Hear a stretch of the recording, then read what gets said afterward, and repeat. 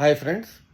బలూచిస్తాన్ వాళ్ళు బలోచ్ ప్రాంతాన్ని సపరేట్గా చేసుకోవాలని పాకిస్తాన్ ఆర్మీ మీద, అంటే ఆర్మీ వాళ్ళు చేసిన దౌర్జన్యాలకు ఎగెయిన్స్ట్గా వీళ్ళు ఎప్పటి నుంచో పోరాడుతూ ఇప్పుడు బలోచ్ని సపరేట్ ప్రాంతంగా చేసుకోవాలని ట్రై చేస్తున్నట్టు, బలూచిస్తాన్ని సపరేట్ కంట్రీగా డిక్లేర్ చేసుకున్నారు అని కూడా మనకు తెలుసు.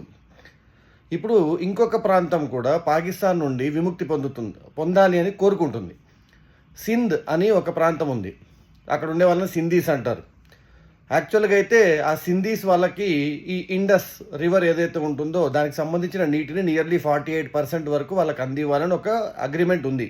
మిగతా అన్నీ కూడా పంజాబ్కి, బలోచ్ అనే ప్రాంతానికి వెళ్తాయి నీరు. కానీ కొన్నేళ్ళుగా పాకిస్తాన్ ఆర్మీ వాళ్ళు ఏం చేస్తున్నారంటే ఈ సింధ్ అనే ప్రాంతంలో ఉన్న ప్రజలను కూడా పీడిస్తున్నారు.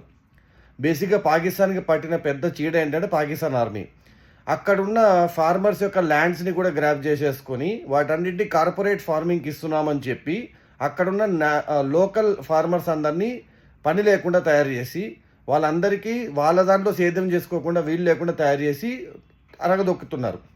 అండ్ ఈ కార్పొరేట్ ఫార్మింగ్ ఇచ్చిన కంపెనీ కూడా ఏది అంటే పాకిస్తాన్ ఆర్మీ నడుపుతున్న కంపెనీ. సో దీనికి విరుద్ధంగా ఎప్పటి నుండో వాళ్ళు పోరాడాలని చూస్తున్నారు. ఇప్పుడు పాకిస్తాన్ ఆర్మీ కొంచెం వీక్ అయింది, ఎందుకంటే ఇండియాతో అటాక్స్ వార్ జరిగిన తర్వాత అని తెలిసి ఇక వాళ్ళు తట్టుకోలేక ఇప్పుడు మళ్ళీ దాని నుండి కొన్ని కెనాల్స్ తీసి పంజాబ్కి ఇంకొన్ని కెనాల్స్ కూడా నీళ్లు పంపిద్దామని వాళ్ళు ఇప్పుడైతే డిసైడ్ చేశారు నిన్నో మొన్నో. దానికి విరుద్ధంగా వీరందరూ రోడ్డు మీదకి వచ్చి ఒక సివిల్ వార్ స్టార్ట్ అయింది. ప్రజలందరూ పాకిస్తాన్ ఆర్మీ మీద, పాకిస్తాన్ మినిస్టర్స్ మీద, నిన్న పాకిస్తాన్ హోమ్ మినిస్టర్ ఇంటినే తగలబెట్టేశారు.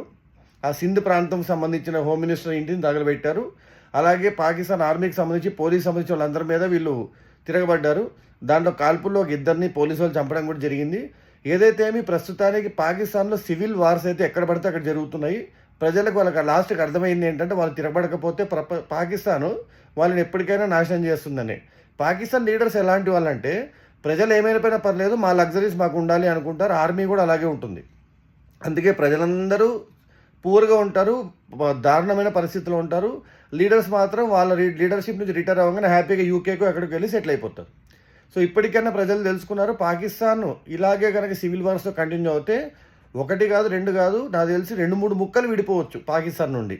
అదే జరిగితే పాకిస్తాన్కి సరైన బుద్ధి వస్తుంది. లేకపోతే వీళ్ళందరినీ పీడిస్తూ వాళ్ళు బతుకుతున్నారు ఇన్ని రోజులు. చూద్దాం మరి పాకిస్తాన్ నిజంగా ముక్కలైపోయి ఈ బలోచు, సింధు లాంటి వాళ్ళు వాళ్ళ దేశంలో తీసేసుకుంటే ఆటోమేటిక్గా పాకిస్తాన్ అనేది మ్యాప్లో లేకుండా పోతుంది.